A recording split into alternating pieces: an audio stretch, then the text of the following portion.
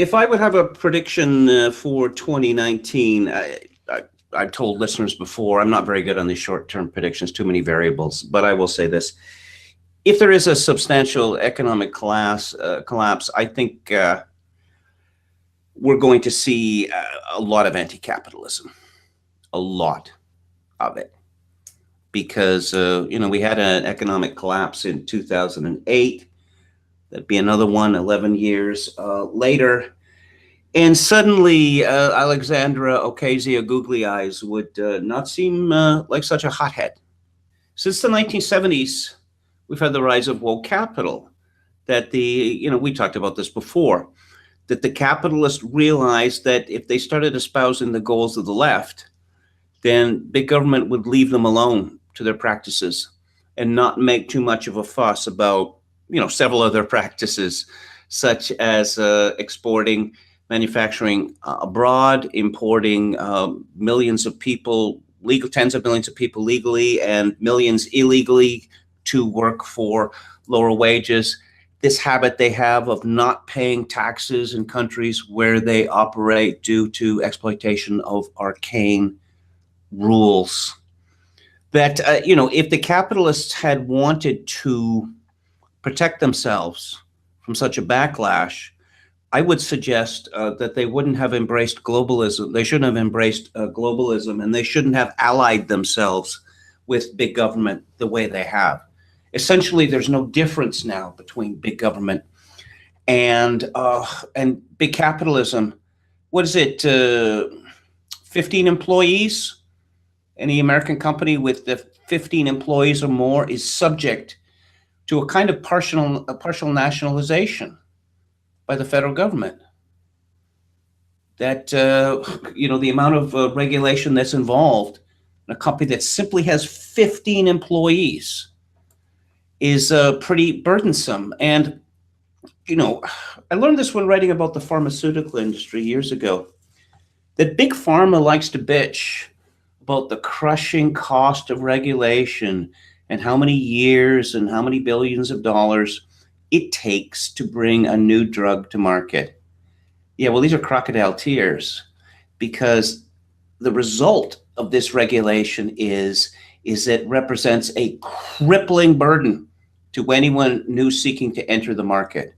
And as a result, we've seen big pharma get bigger and bigger and bigger because there are very few new companies entering the market, and the old companies merge. And they've reached the too big to fail level. Kyle, you have some thoughts on woke capital? Sure. I think that the case of James Damore is pretty instructive in this case, because what you basically have is HR running the system, basically. Like Google's HR sent memos to Google's executives saying, "Hey, this guy is bad news. This guy is violating our policies." So if the executive had decided at that point to be like, "We're keeping him. We're going to stand behind our employee," then mysteriously, those memos from HR would be leaked to the press and leaked to people who want to sue Google, and Google would get sued and probably lose. There is an invasion by the government of every large corporation, which is this block of HR people that is essentially a government spying and control agency of the capitalists' work of labor, and they don't like that very much. They are basically about as woke as they need to be, given that they're under this gun, and I think that they'd be very happy to be free to pursue whatever they wanted. Not necessarily because they're just such great people with such great moral fiber that they inherently love the right, but because nobody likes to be a slave to someone who they are forced to keep in their home. People want freedom. People want the ability to do whatever the hell they want, including some immoral things. But right now they're under a lot of scrutiny, and they realize their vulnerability to lawsuits and their vulnerability to the people who they're forced to take into their homes. This idea, everyone wants freedom. No, not true. This love of freedom is a bourgeois notion, which is fast disappearing. What I was reading with regard to Damore and the company gives the impression there seems to be a large number of people employed by Google that don't do any work there. and I'm not just talking about the HR department, there seem to be a large number of transsexuals. Now, the connection between tech, video gaming, coding, and transsexualism is well known. But Google could at any time slash its HR department to the bone and do the minimum required to meet state and federal regulations. It could be rigorous about, obviously, a certain amount of waste can be useful to a company, particularly a company which is interested in, new ideas. But at Google, it seems to be out of control, that they have grown for the sake of growth. And when any company or organization does this, you risk being swamped by the weight of useless employees. No, I would argue that Google loves the golden handcuffs. It's golden handcuffs. Okay, Rustin has a question.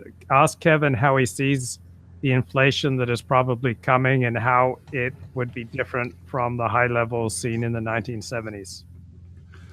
Well, the problem with talking about inflation is that I don't have any confidence in the ability of Western governments to deliver accurate figures, because they have this basket, right? Yeah. You're familiar with this term hedonics as well? Yeah, but I forgot what it means. Well, Alan Greenspan invented this, or he was one of the inventors, as what's his name, John Williams or Williamson explained. It works something like this. Let's say you have a group of people that are used to eating steak, and then steak gets very impressive. So what the government does with the consumer price index is they replace steak with hamburger. Now, eventually, they'll be forced to replace hamburger with dog food. That's the example that he uses. There's one particularly, outrageous example, and it has to do with college textbooks. When was the last time you looked at the price of college textbooks, Luke?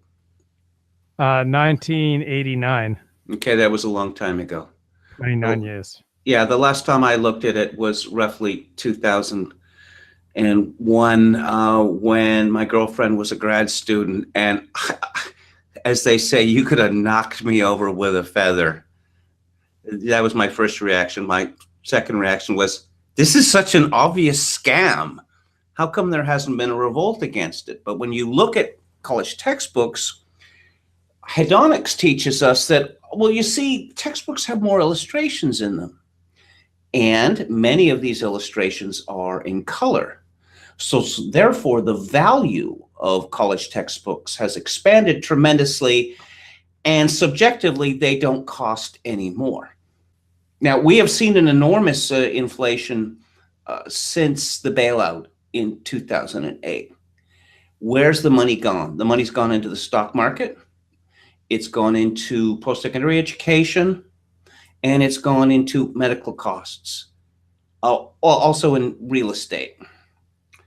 And we saw that actually before 2008. Of course, there was a real estate bubble, but these things aren't measured by the CPI. I saw in my own neighborhood, the price of a loaf of bread double within a decade. And yet no inflation, it's running 1-2%. So there's going to be a disconnect between, us being told that inflation's not really a problem and people going to the stores and looking at the price of things. Okay, so according to Wikipedia, hedonic regression. Hedonic price regression models are estimated using secondary data on prices and attributes of different product or service alternatives. The hedonic pricing method is often brought into play to assess the economic value of such services. Yeah, Okay. it gives an example here. The price of a pair of pants will depend on the comfort, the cloth used, the brand, the fit, etc. So this method helps us estimate the value of a commodity based on people's willingness to pay for the commodity as and when its characteristics change. Well, this question of, let's say, valuing the characteristics of a particular product, that's subjective. Actual prices are not subjective.